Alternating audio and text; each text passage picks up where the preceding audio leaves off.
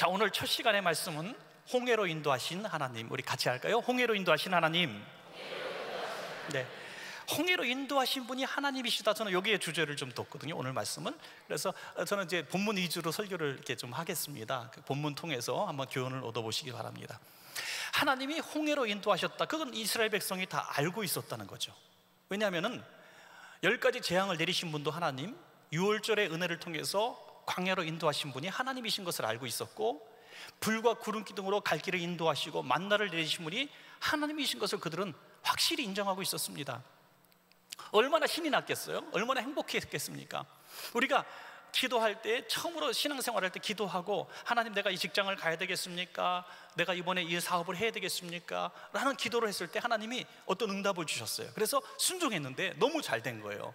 그러면 막 신앙의 감격이 넘치잖아요. 하나님께서 이런 응답을 하셨다. 목사님 내가 기도했더니 이런 응답해 주셔가지고 내가 이번에 뭐 40일 작정 새벽 예배를 했더니 하나님이 이렇게 풀어주셨다고 막 간증하거든요. 이게 우리들의 공식처럼 여겨지는 거예요. 우리가 기도했더니 응답받았고, 기도했더니 잘 됐고 하는 거예요. 그런데 그 기쁨이 홍해까지 왔을 때 무너지고 만 것이죠. 왜냐하면 뒤에서 애국 군대가 쫓아오고 있다는 소식을 들은 것입니다.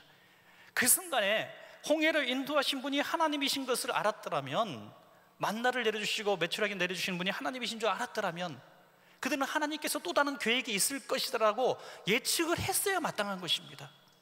여러분, 신앙생활하다가 어떤 벽에 부딪힐 때 우리가 과거를 한번 되돌아보는 거예요. 항상 하나님은 잘되게 하신 하나님은 아니에요. 때로는 하나님 인도하신 길에 순종했는데 실수할 수도 있고 더 악화될 수도 있는 것입니다. 그러나 지금 우린 그럴 때 이런 생각을 해요. 하나님이 뜻이 있겠거니라고 생각을 해야 되는 것이죠. 그러면 그 이후에는 다 알게 됩니다. 그러나 지금 그 순간에 우리는 입술로 범죄를 하는 거예요. 하나님이 왜 우리를 죽이시려고 홍해로 인도하셨는가? 이스라엘 백성들처럼 원망하며 불평하게 되는 것입니다. 성도님들이 그래요. 목사님, 하나님이 인도하신 건 알겠는데요, 하나님의 뜻인 건 알겠는데요, 하나님이 이 문제 꼭 풀어주실 건 알겠는데요 하고 점점점 뭐예요? 죽겠어요. 그런 뜻이거든요. 죽겠어요. 한숨을 푹 쉽니다. 여러분, 그럴 때 오늘 이 말씀을 통해서 회복되어지시는 여러분 되기를 소원하며 이 말씀을 드립니다. 여러분, 아까 목사님과 잠깐 말씀을 나눴습니다마는 연세대학교 철학과 명예교수이신 김형석 교수님이 계십니다. 여러분들 아시는 분들이 아마 있을 겁니다. 그분이 지금 연세가 97세예요. 97세. 네, 그 정도 다 사시나 보죠. 아무도 안 놀라시는데 하여튼 97세예요. 근데 너무나 총명하시고 강의도 너무나 잘하셔요. 이번 달에 그 기독교 텔레비전에서 이분의 10번의 시리즈 강의를 하시는데, 그분 댁이 저희 교회 앞이기 때문에, 제가 또 방송의 진행자이기 때문에 저희 교회에서 방송을 했습니다. 녹화를 했어요. 10편 중에서 제가 3편을 사회를 보고 제가 이렇게 그 프로그램을 진행을 했는데, 그 교수님의 강의 중에서 첫 강의 첫 시간에 제가 굉장히 은혜를 받았어요. 그게 뭐냐면, 그 첫날 강의에서 이분이 이런 얘기를 하세요. 한국 기독교는 지금 길을 잃었다. 길을 잃었고 많은 기독교인들 2세대 3세대 넘어오면서 신앙의 회의에 많이 빠져서 신앙이 기쁨을 잃어간다는 것입니다. 그런데 이것을 회복하는 비결이 하나 있는데, 그 비결이 뭐냐면 선택의 은총을 회복하라 하는 거죠. 저는 여기서 굉장히 크게 와닿습니다. 선택의 은총을 회복하면 된다는 거죠. 여러분, 지금 교회 내에 많은 도전이 있습니다. 교회 밖의 도전도 있고요, 또 전 세계적인 탈종교화가 급속도로 진행되고 있습니다. 기독교뿐이 아니라 어떤 신도 믿지 않겠다는 거죠. 젊은 세대에 갈수록 더 심합니다. 저희 청년들 세대에 보니까 10%도 믿지 않아요. 중고등학생은 더 낮습니다. 이 정도 되는 세대 속에서 다음 세대로 갈 때는 정말 큰일 날 상황이 벌어질 수도 있겠다는 생각을 지금 하는 때입니다. 이런 때에 다시 우리는 뭐 다른 방법으로, 뭐 프로그램으로, 어떤 행사로 성도들에게 말씀을 증거하고 다시 교회 안에 회복시키는 것이 아니라, 가장 원초적인 복음, 본질적인 복음, 하나님께서 죄인된 우리를 죄인 되었을 그 상황 가운데서 그 아들을 보내주셔서 피 흘려 죽게 하심으로 우리를 선택하셔서 구원받게 하셨다. 이 사실을 회복하고 깨닫는 것이, 본질적 복음을, 구원의 은총을 깨닫는 것이 길을 찾는 것이라는 거죠. 여러분, 많은 신앙의 회의가 있어요. 신앙생활 하면서 좀 성경을 잘 알아야 되겠다 해서 기초반, 중급반, 고급반, 무슨 단계 별의별 성경 공부를 다 하고 신학교까지 공부한다 할지라도, 신앙 성경 지식은 많이 쌓여진다 할지라도 우리는 신앙에 중요한 회의가 많이 생기는 거예요. 하나님이 정말 살아계시면 이런 일이 있을 수 있을까? 어떤 사람은 아프리카에서 기아에 허덕이는 아이들이 죽어가는 사진 한 장 보고 기독교를 떠났대요. 하나님이 계시면 이런 일이 있을 수 없다는 거죠. 의로운 사람이 핍박을 당하고 죄 없는 아이들이 죽어나갈 때에 정말 하나님이 이러시면 안 된다는 거예요. 길을 잃고 신앙의 회의가 있는, 우리 청년 세대에 특별히 18살까지 신앙생활 잘하는 아이가 대학 가가지고 신앙의 회의를 확 느끼고 교회를 떠나는 이유가 바로 그런 지성이, 섬김, 또 신앙이 걸림돌이 되는 거죠. 그때 깨닫는 것이 뭐냐면, 어릴 때부터 넌 예수의 피로 구원받았다는 본질을 확실히 믿게 해야 된다는 거죠. 하나님께서 너를 예수의 피로 구원하셨다, 이거를 확실하게 붙드는 사람은 신앙의 회의에 빠지지 않습니다. 여러분, 선택의 은총이라고 하는 것은 저는 깊이 한번 생각해 보니까 이런 거더라고요. 여러분, 우리 자녀를 누군가에게 소개합니다. 집사님, 우리 아들이에요, 우리 딸이에요, 이렇게 소개할 때 하여튼 이 소개하는 느낌 속에서 무슨 일입니까? 이 아이가 내 소유입니다, 내 마음대로 써도 되는 내 재산입니다, 이렇게 소개합니까? 아니라는 거죠. 내 재산이에요, 내 마음대로 쓸 수 있어요, 내가 하라면 하는 아이입니다. 종을 소개하듯이, 하인을 소개하듯이 소개하지 않습니다. 이 아이는 내 아들입니다라고 얘기할 때는 이건 짐덩어리거든요. 사실은 짐덩어리. 얘 때문에 내가 죽을 고생을 하고 있는 거예요. 얘 때문에 잠도 못 자고, 얘 때문에 맨날 마음 애타하고, 얘 때문에 맨날 울고불고, 내가 먹고 싶은 거, 입고 싶은 거, 하고 싶은 거 다 절제하고, 얘 때문에 내 인생을 다 포기하는 거예요. 이게 내 아들이에요, 이게 내 딸이에요. 그러니까 하나님께서 아들의 피로 우리를 구원하신 것은, 우리를 소유된 백성이라고 말한 것은 소유의 개념이 아니라 책임의 개념인 것을 믿으시기 바랍니다. 우리를 책임지겠다는 거예요. 그 핏값으로 사셨기 때문에 불 가운데로 지날 때도 지키시고 물 가운데로 지날 때도 지키시고 우리와 함께 하시겠다는 겁니다. 이것이 하나님이 우리의 아들 삼아주셨다는 증거고 선택의 은총을 받은 우리들의 기쁨일 것입니다. 여러분, 얼마나 감사합니까? 하나님, 나를 부르셨으니 나를 마음대로 써주십시오라고 우리 헌신하며 내려놓고 막 이런 것이 굉장한 헌신처럼 여기는데, 그 대단한 헌신이 아닙니다. 그거는 아주 작은 의무예요. 여러분, 자식들이 부모에게 하지 말아야 될 최고로 악한 말이 뭔지 아세요? 이러려면 왜 나를 낳으셨나요? 이거잖아요, 그죠? 들어보셨어요? 엄마, 그러려면 왜 나를 낳았어? 핸드폰도 안 바꿔주면서 별것도 아니고, 여름에 뭐 자기 친구들끼리 뭐 바캉스 가는 거, 야, 어린 나이에 안 돼, 위험해, 못 보냈더니 이불 뒤집어 쓰고 울면서 왜 나를 낳으셨나요? 뭐 제니도 보내고 켈리도 보냈는데 왜 나는 안 보내요? 그러는 거죠. 여러분, 그거예요. 바로 우리 자녀들은 아버지 엄마의 그 큰 마음, 희생의 마음을 모르기 때문에 너가 아프거나 네가 죽을 위기에 빠지면 차라리 내가 죽겠다는 게 부모 마음인데, 아이들은 그렇게 모르는 거죠. 그것이 마치 자유를 속박하는 이런 개념을 하는 거예요. 그래서 선택의 은총을 회복하는 방법, 여러분, 한번 여러분께 두 가지 질문을 드릴게요. 한번 진지하게 대답을 해보시기 바랍니다. 첫째로, 정말 여러분들은 하나님께서 선택하신 구원받는 자녀인 것을 여러분 정말 믿으십니까? 아멘. 그러면 두 번째예요. 하나님께서 여러분들을 그렇게 선택하신 것을 믿는다면 앞으로도 하나님께서 책임져 주실 줄로 믿으십니까? 예, 그렇습니다. 그렇다면 문제는 벌써 결론이 나온 거예요. 지금 여러분들이 만나고 있는 홍해가 있을 겁니다. 우리가 아직은 이해가 되지 않아요. 하나님, 왜 나를 이 문제를 풀어주지 않으실까? 왜 이 문제를 이렇게 오랫동안 나를 슬프게 하실까? 왜 이 문제 가지고 그렇게 오랫동안 기도했는데 왜 하나님은 나를 도와주지 않으실까라고 섭섭한 마음, 원망하는 마음이 살짝 들려고 할 때, 신앙의 기쁨을 다 잃어버리고 어깨 쭉 처진 모습, 내가 그래도 교회를 10년 20년 다녔고, 내가 그래도 권사고 안수집사고 장로인데 내가 어떻게 교회를 떠나, 그런 마음으로 그냥 힘없는 신앙생활을 하는 이런 모습에서 우리는 빨리 일어서야 되는 것입니다. 그래서 우리가 홍해 앞에 섰을 때 질문을 하나님 앞에 왜라는 질문을 하면 안 되고 어떻게라는 질문을 해야 됩니다. 한번 이 차이점을 한번 말씀드려 볼게요. 하박국이 의인이 고난을 당하고 악한 사람들이 잘 돼요. 악한 사람들이 부자가 되고 형통합니다. 그때 하나님 앞에 왜라는 질문을 하게 되죠.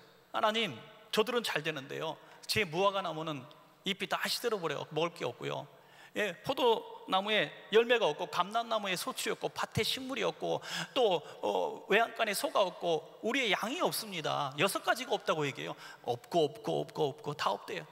저들은 있는 게 다 있는데 난 다 없어. 하나님, 도대체 왜 그렇습니까? 라고 말할 때 우리는 불평이 나온다는 거예요. 그러나 하박국이 마음을 고쳐먹습니다. 끝장 3장 9번절에 뭐라고 말합니까? 그러나란 말이 들어가 있지 않지만, 없을지라도 나는 여호와로 인하여 기뻐하고 찬송하리로다. 여호와로 말미암아 기뻐하고 찬양하리로다 그랬어요. 그러니까 왜라는 질문을 끊임없이 할 때는 악한 사람이 잘 되는 거, 내가 안 되는 것만 보이지만, 하나님, 내가 어떻게 신앙생활을 해야 되겠습니까? 라고 하나님 앞에 여쭤볼 때에 여호와 하나님이 보여지며 하나님의 마음을 알게 되고 찬양하게 된다는 것입니다, 여러분. 그러니까 고난이 왔을 때 하나님, 도대체 왜라는 질문하면 풀리질 않아요. 이 고난에서 하나님, 나는 어떻게 해야 되겠습니까? 그럼 하나님께서 용기를 주실 겁니다. 기도를 시키실 겁니다. 그러면 하나님이 응답하시고 이 문제를 해결해 주실 줄로 그렇게 믿습니다, 여러분. 이스라엘 백성이 홍해에 딱 부딪혔을 때 그들의 기쁨은 한순간에 슬픔과 탄식으로 변했죠. 통곡으로 변하게 됩니다. 그러나 그들이 정말 하나님이 인도하신 것인 줄 알았더라면 하나님이 감독으로 연출하신 드라마인 것을 그들은 예측해야 된다는 거예요. 여러분, 여기서도 드라마 그 태양의 후예라는 걸 보셨나 모르겠습니다. 여기 은혜교회 성도들은 테레비와 원수가 돼갖고 하여튼 기도와 말씀에 전무하시는데, 태양의 후예라는 게 한국에서는 되게 유명했거든요. 거기에 주인공이 송중기인데, 여러분 남편하고 비슷하게 생긴 그 송중기인데, 이 송중기가 총에 맞아요. 어머, 어떻게 난리가 났어요. 그러니까 제가 그랬죠. 드라마 아직 몇 편 남았으니까 절대 안 죽어 그랬거든요. 근데 정말 안 죽더라고요. 이게 무슨 말이냐면, 감독이 드라마 아직 안 끝났는데 주인공을 죽일 리가 없는 거죠. 우리 기도할 때 습관적으로 단골 메뉴 기도하잖아요. 천지만물을 지으시고 운행하시고 다스리시고 생사복을 주장하시고. 기도는 잘하는데 우리가 상황을 좀 어려운 거 만나면 하나님, 도대체 왜 이렇게 하십니까? 왜 나만 미워하십니까? 라고 우리가 하나님 앞에 원망할 때가 많은 것이 우리의 실정이라는 거죠. 그러므로 하늘나는 새 한 마리도 하나님이 허락하지 않으면 떨어지지 않는 것처럼, 여러분 두려운 마음을 이겨내시기를 주의 이름으로 간절히 축원합니다. 여러분, 두려움이 있고 원망하는 마음이 있으면 여기서 교인들이 많이 무너집니다. 잘 될 때는 기쁨으로 찬양하고 예배드리고 믿음 생활 잘하고 열심히 봉사하고 하다가 어려운 시험 한번 딱 만나면요, 목사님들 마음이 썰렁한 거예요. 우리 목사님도 그러실 거예요. 교구 목사님도 그러실 거예요. 이제 막 첫 신앙생활이 막 잘하고 있는 성도님이 갑자기 뭐 교통사고를 당한다든지, 회사에서 실직을 한다든지, 뭐 자식이 좋은 대학 갈 수 있었는데 갑자기 뭐 못 들어가게 되는, 이러면 시험에 확 들거든요. 그러면 목회자 마음은 어떤 생각이 드냐면, 이 문제로 인해서 저분이 시험 들어서 교회 떠나면 안 되는데, 이 마음이 확 드는 거예요. 그러니까 우리 한국에서도 수능고사 볼 때 아이들 제가 안수기도 해주잖아요. 평소에 고3은 제가 분명히 한 20명 교회 나오는 걸 알고 있는데, 안수기도 하는 날은 우리 교회 고3이 그렇게 많은 줄 몰랐어요. 한 60명씩 오거든요. 그러니까 애들 마음속에, 부모 마음속에 그래도 안수기도 받고 가면은 뭔가 조금 나을 거라는 기대를 하고 왔는데, 이제 수능 끝나고 나서 철칙이 있죠. 붙었는지 물어보지 말 것, 그죠? 안 물어봐도 붙은 아이들은 다 소문이 나서 교회 토픽에 나옵니다. 근데 누구 애는 절대로 떨어지면 안 될 애가 있어요. 이제 막 정말 누구보다 열심히 있는 집사님, 권사님, 장로님 아들, 딸, 정말 걔는 새벽 예배도 안 빠지는 고3 아이, 이런 애 떨어지면 안 되거든요. 그럼 제가 목회할 힘이 안 나는 거예요. 안수기도 할 때 또 세배 세게 눌렀거든요. 근데 얘가 떨어진 거야. 목회 보따리 싸야 되는 건지, 이거는 정말 얼마나 두려운지 몰라요. 그런데 제가 그때 깨달았어요. 그럴 때 그 부모나 그 아이가요, 믿음이 2배로 성장하더라고요. 어설프게 믿던 사람이 하나님이 살아계시면 그럴 수 없어요 하고 교회를 떠나는 거예요. 그러니까 믿음이 있고 하나님의 선택의 은총을 믿는 사람은 홍해로 인도하시고 떨어지게 한 이유에 대해서 묻지 않습니다. 하나님이 나를 더 단련시키시려고, 더 겸손케 하시려고, 더 크게 쓰시려고 나를 이렇게 하나님이 연단시키는구나 하고 더 열심히 공부하고 더 열심히 기도하더라고요. 제가 청년부를 가르칠 때 청년부가 토요 예배 드렸는데 한 7, 80명 이렇게 나왔는데, 제가 고등부도 가르치고 청년부도 가르쳤습니다. 근데 정말 열심히 있는 고등부 아이들이 우수수수 떨어져가지고 토요 예배에 나오겠습니까? 안 나오는데 애들이 나오기 시작하는 거예요. 정확히 아이들 지금도 얼굴이 눈에 선명합니다. 한 20년 전 얘기인데 한 10명 정도 아이들이 방석을 까는 예배당이었거든요. 청년부 예배실이. 제일 먼저 얘네들이 나오는 거예요. 재수생들이 제일 먼저 나와갖고 방석을 쫙 깔아놓습니다. 50개, 80개를 깔아놓는 거예요. 그리고 맨 앞에 한 줄로 참새들처럼 쫙 앉아있는 거예요. 전기줄에 걸린 참새들 모양 8명에서 10명이 쫙 앉아있는데 다 재수생들이에요. 그 뒤에는 대학교 들어간 아이들이 쭉 앉아있는데 지네들 자랑스러운 듯이 재수한 게 하나님의 은혜라는 듯이 쫙 앉아서 예배하는데, 예배 시간마다 눈물을 흘리지 않은 적이 없어요. 통성기도만 시작하면 저는 안수기도를 안 한 적이 없어요. 얘네들을 지금 20년이 됐는데도 지금도 저한테 문자 보내고 찾아오고 합니다. 이 아이들이 나중에 좋은 대학 다 들어가고, 그때 그것이 내 인생의 가장 행복한 시간이라고 얘기하는 걸 보면서, 야, 하나님이 하시는 분은 이런 역사가 있구나. 떠나고 시험 드는 사람은요 아직 그 수준에 안 온 사람들이에요. 그러니까 여기 오늘 적어도 이런 성령 집회 오신 분들은 그 수준을 다 넘은 줄로 믿습니다. 여러분, 절대로 UFO 교회는 이 자리에 없어요. UFO 뭔지 아시죠? UFO 교인이 있는데요, UFO 교인의 특징이 있어요. 이 UFO 교인의 특징은요, 어떨 때는 누가 분명히 성도들이 그분이 우리 교회에 나온다고 얘기하는 사람도 있고요, 안 나온다는 사람도 있어요. 그러니까 제가 생각할 때는요, 예배 시작하고 10분 후에 들어왔다가 축도 전에 가는 사람이야. 이 사람들은 교회에 어떤 행사도 참여하지 않아요. 그러니까 봤다는 사람도 있고 분명히 못 봤다는 사람도 있죠. 당연한 거죠. 예. 그 UFO 교인의 두 번째 특징은요, 어떨 때는 반짝반짝반짝해요. 열심히 일한단 말이에요. 막 봉사도 하고요, 막 성령 집회 때 와서 안내도 쓰고 막 봉사도 하고 막 그런다니까. 야, 저분 되게 열심히 막 뜨거워졌나 봐, 은혜 받았나 봐. 그런데 순식간에 빛이 꺼져 사라진 거죠. 마지막 UFO 교인의 특징은요, 그 누구도 10년을 사귀어도 정체를 알 수 없다. 정체를. 그래서 저분이 신앙이 있는지 없는지, 믿음이 있는지 속마음을 얘기한 적도 없고요, 하여간 뭐 그런 자기를 잘 감추는 이런 UFO 교인들, 이런 교인들은 사실 너무나 교회 안에 너무나 많습니다. 강남에서 목회하는 제 친구 목사님이 교인이 1000명인데, 이를테면 좀 더 큰 교회인데요, 교인이 1000명이면 정체를 알 수 있는 교인이 300에서 500명이라는 거예요. 분명히 우리 교인도 아니고 등록도 안 했고, 그런데 매주 나온대. 저희 교회도요, 징글징글하게 5년 동안 나오고 등록한 분도 있어요. 5년 동안. 예. 5년 동안 저를 평가하고 판단하고 검토한 후에 등록을 했는데 2년 만에 떠날 수도 있는 사람이죠. 사랑하는 여러분, 바로 우리가 이 UFO 교인이 되어서는 절대로 안 될 줄로 그렇게 믿습니다. 여러분, 홍해를 이렇게 이기는 비결 한번 시간이 많이 간 것 같지만 한번 또 시간 맞춰서 한번 끝내보도록 하겠습니다. 첫째로, 두려워하거나 원망하지 마십시오. 예.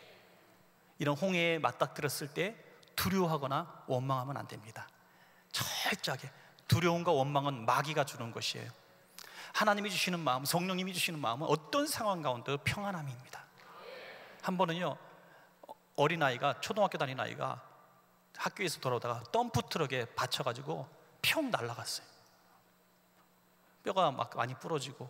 근데 그 학생 담당 교육자가 뛰어가서 어떡하십니까? 큰일 날 뻔했네요. 근데 생명은 지장 없으니까 물어봤더니 엄마가 처음으로 하는 말이, 하나님이 천사를 보내주셔서 아이를 생명을 지켜주셨어요. 그 정도 신앙이 될 때 목사가 기죽어 갖고 오는 거죠. 기죽어 갖고. 두려움을 주고 원망을 주는 것은 마귀가 주는 마음이요, 평안과 기쁨과 믿음을 주는 마음은 하나님이 주시는 마음. 선택을 해야 돼요. 여러분, 홍해 앞에 섰을 때 두려움이 생기는 건 당연합니다. 두려움은 인간적인 기본의 마음이고 하나님이 주신 마음일 수도 있어요. 사람을 그렇게 지으셨으니까요, 겁 없는 아이가 문제죠. 겁이 있어야 다치지 않아요, 그죠? 난 빨간불도 무섭지 않아 그러면 사고 나지. 그래, 무서움이 있어야 돼요. 낭떠러지 나는 비행 청소년이야 하면서 뛰면 큰일 나잖아요, 그죠? 뛰면 안 되는 거예요. 무서움이 있어야 되죠. 그래 안 다쳐요. 그런데 이 홍해 같은 문제, 하나님이 인도하신 길에 맞닥뜨리는 이런 두려움들, 대상들에 대해서는 우리가 두려워하면 안 돼요. 원망하면 안 돼요. 하나님이 분명히 길이 있을 것이다 라고 생각해야 돼요. 저 아까 말씀하셨지만 참 저는 오랫동안 기도원, 삼각산 기도원을 갔었어요.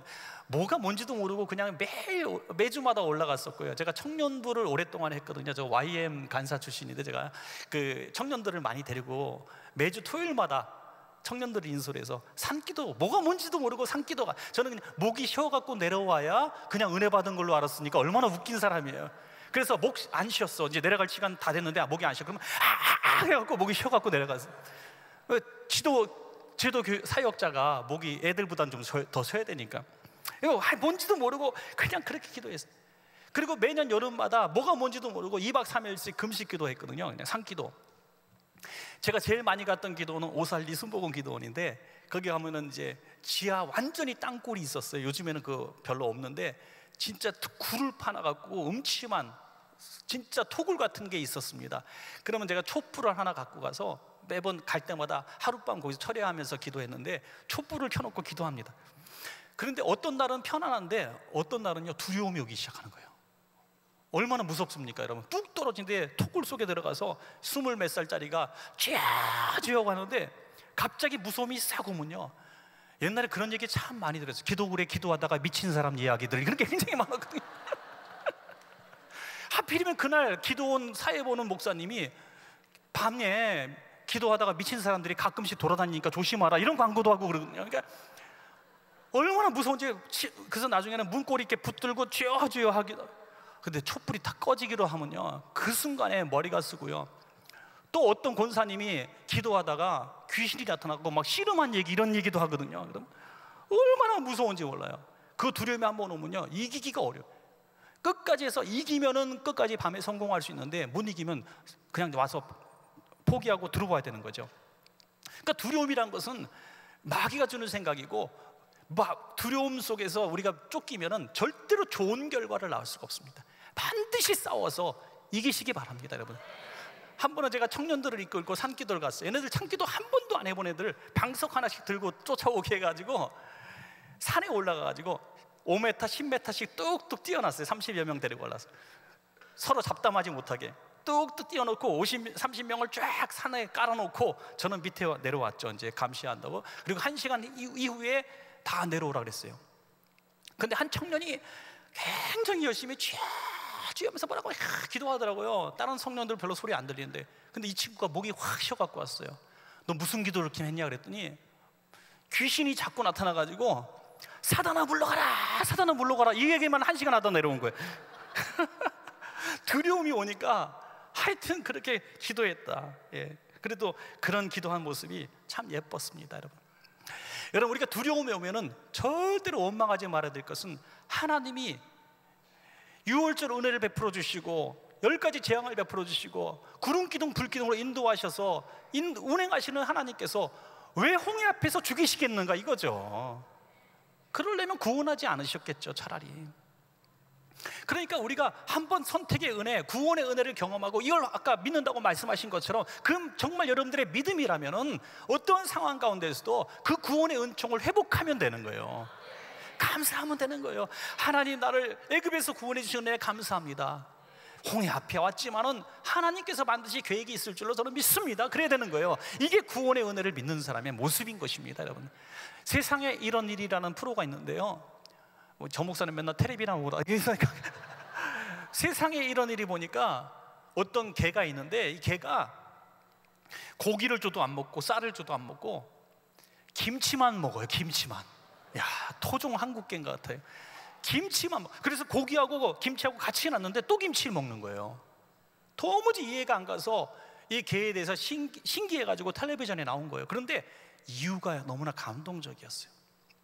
이 개가 어느 날 버림받았습니다. 버림받아가지고 먹을 게 없어서 빼지 말라서 아주 기절해버린 거예요. 죽기 직전까지 되었습니다. 그때 너무나 불쌍해 보이는 분이, 이 개가 너무 불쌍해가지고 집에 이렇게 일단 데리고 들어왔는데 집에 아무것도 먹을 게 없어. 너무나 가난한 집이었습니다. 그래서 집에 찬장을 열어보니까 김치가 딱 하나밖에 없더래요. 김치밖에 없더래요.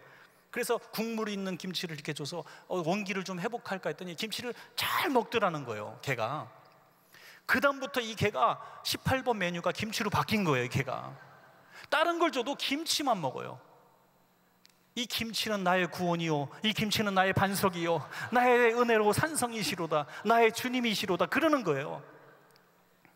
여러분, 이 개도 자기를 생명에서 구원한 그 할아버지가 주신 그 김치가 자기의 정말 은혜요, 통로고 사랑이고 자기 기쁨인데, 그 아들 예수 그리스도의 피가 아직까지 여기 흠뻑 묻어있는 저와 여러분이 주님 외에 너무나 다른 것들을 쳐다본다는 거예요. 여러분, 개도 김치만 먹고 김치만 찬양하는데 우리가 구원의 하나님을 찬양하지 못하는 것이 말이 안 되는 거죠. 여러분, 앞으로 하나님의 구원의 은총에 자꾸 잊어버리고 감사도 나오지 않고 조금만 힘든 일이 있을 때 불평이 나오면요, 이 개를 생각하시기 바랍니다. 개랑 달리기를 해요. 개랑 절대로 해서는 안 되는 겁니다. 개보다 못 뛰면, 그렇죠, 제가 강단에선 절대로 얘기 안 했습니다. 개보다 앞장서도 안 되고요. 하여튼 우리가 개도 이렇게 자기 은혜를 잊지 않는데 우리가 은혜를 잊지 마시기를 바랍니다, 여러분. 두 번째로, 이제는 여호와께서 행하시는 구원을 보시기 바랍니다. 반드시 행하실 것이기 때문이죠. 여러분, 우리가 은혜 받은 분들, 신앙 있는 분들이 꼭 하는 말이 있어요. 하나님이 하셨습니다 하는 거죠. 하나님이 하셨습니다. 네. 결국에는 다 하나님이 하신 일들인데 우리가 마음 졸이고 걱정한 건 우리 잘못이에요. 어떤 분이 너무나 힘든 일이 있을 때 보통 사람 같으면 잠 못 이룰 밤에 이렇게 잠을 자면서 기도한답니다. 하나님, 저는 잘 테니까 이제부터 하나님이 알아서 하십시오. 적어도 이 정도 돼야지 하나님이 그 배짱 보고 일하시지 않겠습니까, 여러분? 이스라엘 백성들에게 말씀하십니다. 너희는 가만히 있어 하나님이 행하시는 일들을 보라. 왜 가만히 있으라 그럴까요? 입만 열면 불평하기 때문이죠. 호들갑 떠니까. 여러분, 하나님이 제일 싫어하는 게 뭔지 아시죠? 원망하고 불평하는 겁니다. 이스라엘 백성이 광야 생활 가운데 웬만한 죄는 다 용서받았어요. 그러나 두 가지 죄는 용서받지 못했어요. 하나는 우상숭배였습니다. 우상숭배에는 반드시 징계가 있어요. 우상숭배를 왜 합니까? 하나님 외에 다른 것들에 대한 호감이 있다는 거죠. 여러분, 그리스도인들 가운데도 연초만 되면 꼭 점 보는 사람이 있대요. 부족 가슴이 뜨끔한 분 이제 오늘 안 나오신 줄로 저는 압니다. 연초에 그래서 점집들 쫙 있는 데 가서 재미삼아 집사님 그러면 세 군데서 튀어나온대, 이게. 그러니까 하나님을 섬긴다고 하면서도 조금 하나님이 2% 부족한 것 같아. 제가 택시를 탔는데요, 굉장히 기분이 좋았어요. 딱 탔는데 십자가를 큰 거 걸어놨더라고. 너무나 기분이 좋아서 예수 믿으세요 하려고 딱 보니까 이 기아 박스 있는데 염주가 이따만한 게 걸려있더라고. 정체가 뭐냐 너. 그래서 물어보진 않았어요. 물어보진 않았지만 십자가도 하나님도 믿고 내가 부처님도 믿겠다, 그런 뜻 같아요. 여러분, 우리가 하나님이 행하시는 구원을 볼 수 있으려면 우리가 원망 불평은 최소한 하지 말아야 됩니다. 두 번째, 하나님이 용서하지 않았던 것은 하나님을 향한 원망이었습니다. 주의 종을 향한 원망이었어요. 하나님과 모세를 항상 원망했어요. 여러분, 어떠한 상황이 생겨도, 어떠한 어려움이 생겨도 절대로 목사님 또 앞선 주의 영적 리더들을 원망하지 마시기 바랍니다. 원망할 상황이 생기면 그냥 입을 다무세요. 네, 기다려보세요. 기다려보면 나중에 다 이유가 나오고 밝혀집니다. 그런데 그냥 들려지는 소문 갖고 원망하고 불평할 때 여러분, 그것이 얼마나 나한테 손해가 되는지 뒤에 후회해도 늦어요. 이미 다 나간 말이기 때문에 하나님은 다 들으셨어요. 그러니까 정말 그런 거 할 때도 절대로 입을 부정적이고 원망하고 불평하고 불신하는 말은 제일 끄트머리 해도 되니까 그런 데는 절대로 앞장서지 마시기를 주의 이름으로 부탁합니다, 여러분. 제가 교회 건축하면서 정말 지금도 저희 교회 성도들한테 고마웠던 점 하나는 뭐냐면, 저희가 회사를 뽑고 또 뭐 공사를 시작하고 이런 모든 것들을 사실 담임 목사가 다 주도하는 거 아니겠어요? 그래서 저희가 건축위원들도 제가 뽑고 다 해서 했습니다. 열심히 준비한다고 했어요. 그리고 성전 건축하기 전에 저희 돈도 많이 모아놓은 것이 아니기 때문에 하나님 앞에 좀 예쁨을 보이고 싶었어요. 성전 건축하는 게 목적이 아니었기 때문에 어쩔 수 없어서 진 거니까. 30년 된 건물이고 교회는 몇 배로 부흥했기 때문에 어쩔 수가 없었어요. 그런데 그래도 마음이 영 불편해가지고 알랑방구를 하나님 앞에 낀다고 해외 교회를 5개나 건축했어요. 먼저 있는 거 다 털어서 해외 교회 5개 선교지에 건축을 하고, 그 다음에 우리 삽을 뜨겠습니다 5개 짓겠다고 선포하고 마지막 5개 짓고 저희 건축을 시작한 거예요. 그런데 부도가 난 거예요, 회사가. 그러니까 얼마나 힘듭니까? 철문이 딱 닫혀져 있고 땅은 다 팠는데 그 공사하는 사람들은 이제 페인트통 갖다 놓고 돈은 못 받은 거 뿌린다 그러지. 기가 막힌 상황에 딱 처해 있는데, 그때 명절이었어요. 추석 명절인데 제 기도원 가서 일주일 금식하면서 밥을 한번 나중에 먹어보려고 딱 했는데, 저는 쌀이 모래알인 건 처음 알았어요. 그때 먹지를 못해서 금식을 했어요. 너무너무 그런 상황 가운데서 고마웠던 게, 교인이 건축을 위해서 기도를 그렇게 하지 않았었어요. 그런데 그날부터 부도가 나고 제가 기도원에 간 순간부터 매일 150명씩 꼬박 밤을 새워 철야를 하기 시작합니다. 금식하기 시작합니다. 제가 교회에 왔더니 저를 얼마나 불쌍해 보는지, 목사님 이거 고기나 사서 드세요, 목사님 힘내세요. 제 주머니에 돈을 넣어주는데 20매치를 연속 넣어주더만요. 제가 이 기간이 좀 연장됐으면 좋겠다는 마음도 요만큼 들진 않았지만 하여튼 모든 성도들이 지나가면서 제 주머니에 용돈을 넣어주는 거예요. 힘내세요 목사님, 누구 잘못 아니잖아요, 목사님 기도하고 있어요.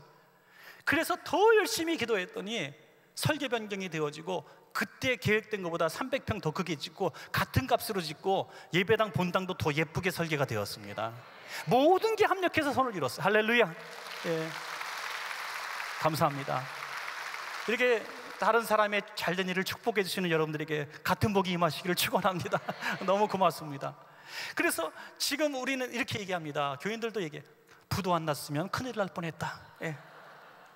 정말 큰일 날 뻔했다. 만약에 부도 안 났으면 저도 얼마나 교만한 목사가 됐겠어요. 아, 건축 쉬워, 건축 쉬워, 하면 돼, 그까짓 거 뭐 어려워. 근데 지금 누가 저한테 물어보면요, 저는 이런 얘기를 똑같이 합니다. 건축 되는 게 하나도 없을 거야. 되는 게 하나도 없을 거야. 절대로 하나님이 거저 지워지지 않아. 여러분, 교회 건축은 절대로 그냥 되지 않아요. 예, 절대로 그냥 되지 않아요. 왜? 하나님이 어렵게 하시더라고요. 그래서 어렵게 하심으로 더 기도하게 하시고 겸손하게 하시는 거예요. 여러분, 어떤 문제가 풀리지 않을 때는요, 하나님이 여러분들을 지금 훈련시키는 거예요. 교만하면 버림받기 때문에 하나님의 계획은 여러분들이 거부가 되고 성공하고 잘 되는 것에 있는 것이 아니라 하나님의 관계 속에 있어요. 어떤 상황과 형편이든지 하나님과의 관계만 회복되어지면 하나님이 원하시는 걸 다 풀어주실 수가 있는 겁니다. 근데 지금 하나님의 관계가 미지근한데 이걸 풀어주시면 하나님 떠나고 교만하거든요. 제가 그랬어요. 제가 교만했었습니다. 걱정 없다고 생각했어요. 만약에 잘 됐으면 저는 이렇게 얘기했을 거예요. 교회 건축 나한테 와서 물어봐. 내가 잘 알아. 건축 이렇게 해야 돼, 저렇게 해야 돼. 얼마나 잘난 척하고 돌아다녔어요. 근데 부도 나니까요, 다 무너지더라고요. 소용없더라고요. 할 수 있는 게 아무것도 없더라고요. 여러분, 그런 상황 가운데서 하나님이 이 홍해로 인도하신 이유를 그때야 깨닫게 되는 것입니다. 여러분, 여호와께서 행하시는 것을 그대로 목격하시고 하나님께 감사하시는 여러분 되시기를 축원합니다. 마지막 세 번째는 홍해 앞에서 우리의 믿음을 보여야 될 때가 반드시 온다는 것입니다. 하나님은 하나님이 다 하실 수 있는 일이지만 하나님은 우리가 할 수 있는 일 수준의 하나님의 것들을 맡기신다고 하는 것입니다. 여러분, 출애굽기 14장 15절 16절 보니까 여호와께서 모세에게 이르시되 너는 어찌하여 내게 부르짖느냐, 이스라엘 자손에게 명령하여 앞으로 나아가게 하고 지팡이를 들고 손을 바다 위로 내밀어 그것이 갈라지게 하라. 두 가지를 명령하십니다. 하나는 이제 더 이상 부르짖지 마. 이 부르짖는다는 것이 기도했다는 것이 아니잖아요. 원망하고 불평했다는 겁니다. 이제 원망 불평하지 마라. 하지 말고 이제 너는 백성들을 명령해서 홍해 앞으로 가게 하라. 이 뜻이 뭡니까? 하나님이 홍해 앞으로 인도하신 것은 홍해를 갈라지게 하시겠다는 겁니다. 그런데 이것을 이스라엘 백성이 이해나 했겠느냐 이거죠. 여러분 요즘에 뭐 창조 경제 그런 얘기 하는데요, 그건 하나님이 벌써 하시는 말이 있거든요. 하나님은 창조하시는 하나님이에요. 무에서 유를 창조하시는, 무에서. 여러분, 무에서 유를 창조하시는 하나님이 뭘 못하시겠습니까? 그러니까 하나님의 계획은 항상 창조적인 계획이에요.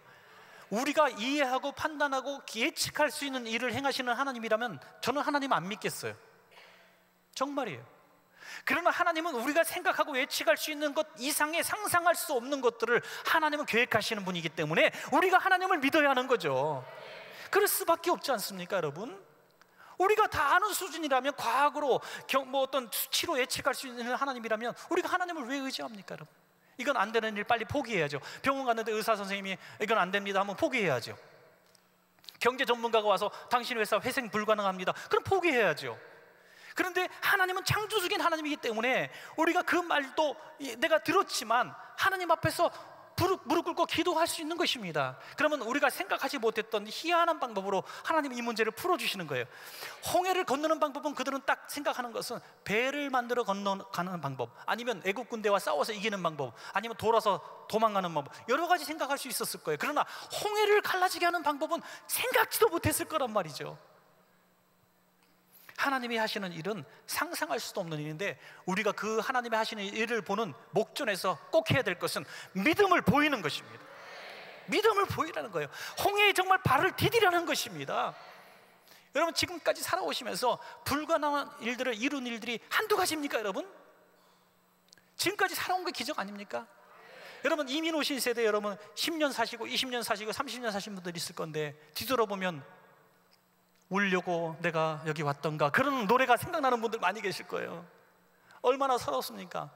저도 미국을 잘 모를 때는 미국에 사는 분들은 다 행복한 줄 알았어요. 근데 저희 식구도 절반이 미국에서 살고, 저도 미국에 이제 집회를 뭐 꾸준히 해마다 오고 있습니다. 오다 보니까 세상에 제일 불쌍한 사람들이, 죄송합니다만, 미국에 사는 분들이더라고요.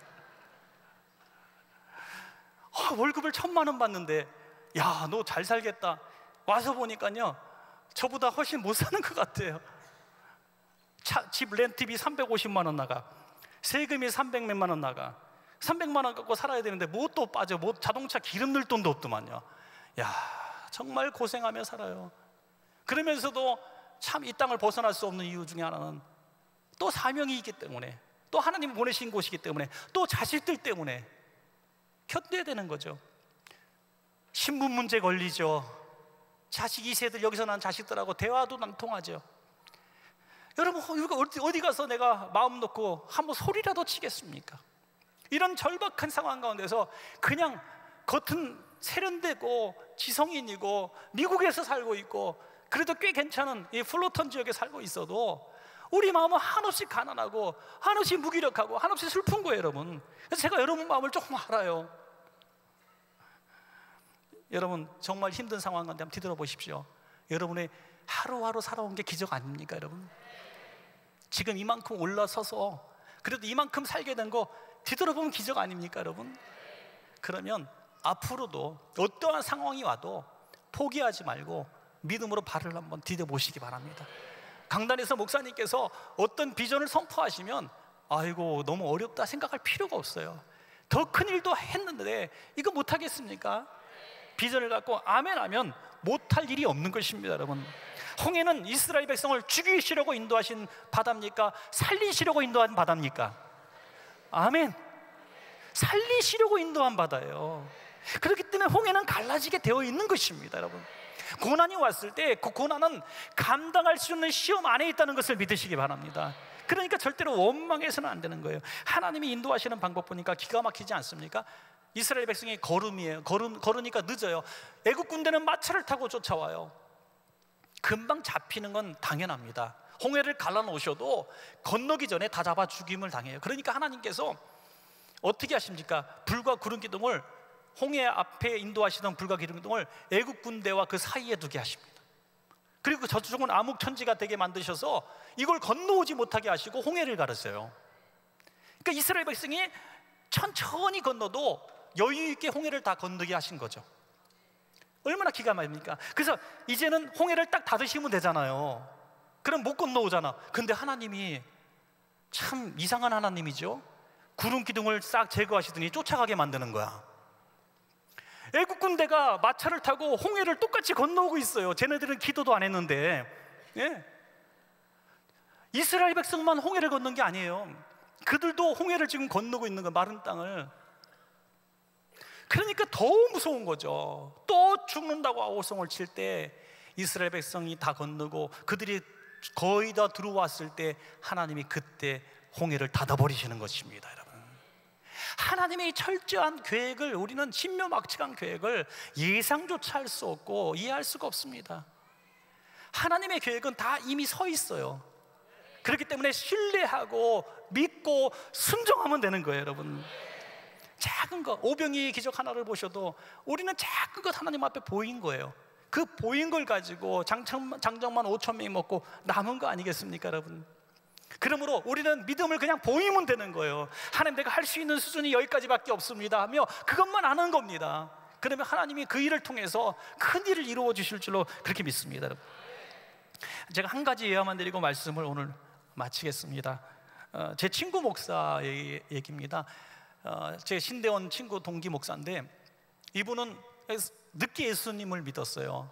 사업을 아주 꽤 크게 했었습니다. 그래서 유산도 많이 받고 해서 사업을 젊은 나이에 했는데, 이제 학교도 한국의 인류대 K대를 나왔어요. K대 나오고 대학원까지 나오고 엘리트죠. 근데 사업도 유산을 좀 많이, 이제 거의 뭐 수십억 대 유산을 받아가지고 사업을 했는데 30억짜리 부도를 하나 딱 맞은 거예요. 그래서 이제 다 뺏기고 자기 집 정도만 남아있는 상황 가운데서 이게 우울증에 빠진 거예요. 우울증, 뭐 요즘 말로 뭐 그런 장애 판단이 나올 정도로 우울증이 심각하게 빠졌어요. 그래서 환청이 들리고 헛소리를 하고 막 이런 상황 가운데서 전도를 받아가지고 이제 예수님을 믿게 된 거죠. 예수님 믿고 나서 이 병이 치료받고 나서 처음 신앙 가진 사람 그런 거 있잖아요. 또 아싸라한 게 있잖아요.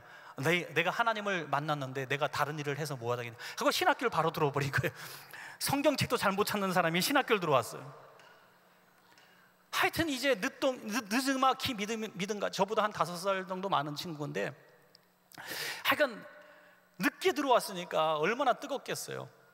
근데 그때 이제 예수 믿기 시작할 때쯤 낳은 아들이 막둥이가 하나 있었는데, 그때 애가 이제 목회할 때예요. 그때는 아주 어릴 때인데, 신학교 다닐 때는 아주 어릴 때인데, 이제 목회를 시작했을 때는 얘가 중학교 3학년이 이제 됐습니다. 이제 나중에 이제 담임 목사, 부목사 생활을 좀 하다가 담임 목사가 됐는데, 개척을 했어요. 경기도 광주 지방에서 아주 조그만 2층 새 얻어가지고 의자 뭐 10개도 안 되는 거 놓고 개척을 했는데, 거기서 또 나름대로 몇 년을 했습니다. 그래서 교인이 한 30명 가까이 이렇게 모였는데, 애가 중3짜리 막둥이가 있었어요. 걔만 예수 믿고 난 아이예요. 근데 이 아이가 소위 피아노 신동인 거예요. 음악 신동. 그냥 듣는 대로 그냥 쳐요. 피아노를 배운 적도 없는데. 그래서 동네 피아노 학원을 보냈더니, 동네 피아노 학원 원장이 이제 학원비를 낼 때가 있고 안 낼 때가 있어요. 개척교회 목사들이니까 어려우니까. 그러니까 너는 그냥 배워라 했어요. 그리고 그 원장 선생님이 하신 말씀이 유명한 말을 했어요. 너 같은 아이를 돈 없다고 안 가르치면 난 천벌 받을 거다, 이렇게 얘기했어요. 그만큼 애가 피아노에 재능이 있는, 또 작곡에 재능이 있는 아이였어요. 얘가 중학교 3학년 때 어떤 일이 있었니, 그 형은 대학생이었는데 학교 축제 때 창작 무슨 가요 뭐 뽑는 게 있었어요. 근데 여기에 얘 동생이 작곡을 많이 해놓은 곡을 가지고 형님이 냈는데 7곡이 당첨이 됐어요. 7개. 그래서 장학금을 받았어요. 형님이. 얼마나 창피하겠어요. 중3이 만든 곡을 가지고 대학생 경연대회 나가서 상을 받았다니까요. 그래서 학교 CD에 7곡이 들어갔단 말이에요. 축제 기념 CD에, 음반에. 그 정도로 작곡을 뛰어나게 하는 아이예요. 제가 그래서 시험을 했었어요. 그때 피아노 4개까지 맞히더라고요.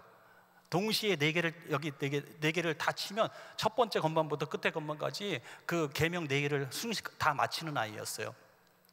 그러니까 청음이 뛰어난 아이죠. 이제 얘를 어떻게 더 키울까 했는데, 얘를 이제 유튜브 같은 데 옛날에 올렸었던 것 같아요. 근데 그거를 미국에 있는 음악 노 교수님이 보게 된 거예요.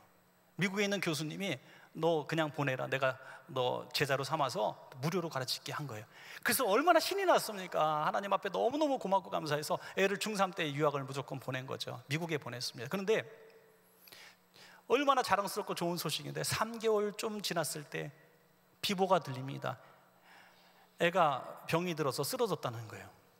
무슨 병입니까? 했더니 왜 이 지경까지 아이를 관리하지 않으셨습니까? 한국에서는 먹고 살기 바쁘니까 언제 건강검진 같은 거 받습니까? 특별히 아이들이 무슨 건강검진을 받아요? 애가 암이었던 거예요. 그 혈액암 말기라 그래요. 말기, 림프암 말기. 그래서 딱 쓰러졌을 때는 이미 너무 늦은 거예요. 그날 쓰러진 날부터 식음을 전폐하고 물도 못 먹는 거예요. 그래서 거의 한 달쯤 지났을 때 이제 부모님이 다 수속하고 교회를 이제 면회를 왔는데, 그 한 달 사이에 무슨 일이 있었냐면 교회가 두 쪽이 났어요. 또 그 안수 집사님 한 분이 교인 10명을 끌고 목사님 반기 들고 다른 교회로 옮긴 거예요. 목사님이 너무 상심이 큰 거예요. 목사님은 첫 신앙, 첫 믿음 가지고 신학교 들어온 사람 아니에요? 설교도요 얼마나 지성적으로 하는지 몰라요. 저는 톤이 좀 높잖아요. 여러분 거슬릴지 모르지만 그분은요, 마지막 셋째 우리의 믿음을 보이십시다, 이렇게 설교하는 분이거든요. 굉장히 지성적이에요. 그런데 이런 분이 이런 일을 당하니까 하나님에 대해서 원망하는 마음이 들기 시작해요. 내가 하나님 앞에 평생을 드리기 위해서 신학교까지 와서 목사가 됐는데 아들 죽게 생겼고 교회는 두 쪽 났고, 이제 하나님이 너무너무 원망스러운 거예요. 병원에 딱 와서요 아이를 보고 못 알아봤대요. 우리 아이 아닌데요 그랬대요. 한 달 좀 지났는데 어떻게 사람이 그렇게 몰골이 초라해질 수가 있느냐. 기도도 줄은 것 같고요, 몸이 아주 새카만 미이라가 남아있더라고요. 미이라가. 어린아이가 한 달 동안 물도 못 먹고 물을 먹으면 토를 한대. 물을 먹. 그러니까 이렇게 쪼그라든 아이를 보면서 기가 막혀서 땅바닥에 주저앉아버림. 그리고 간호하다가 하루는 그 독방이었는데, 무균실 같이 해놓은 방인데 거기서 아이 앞에 무릎을 딱 꿇고 자기 평생에 안 하던 기도를 했대요.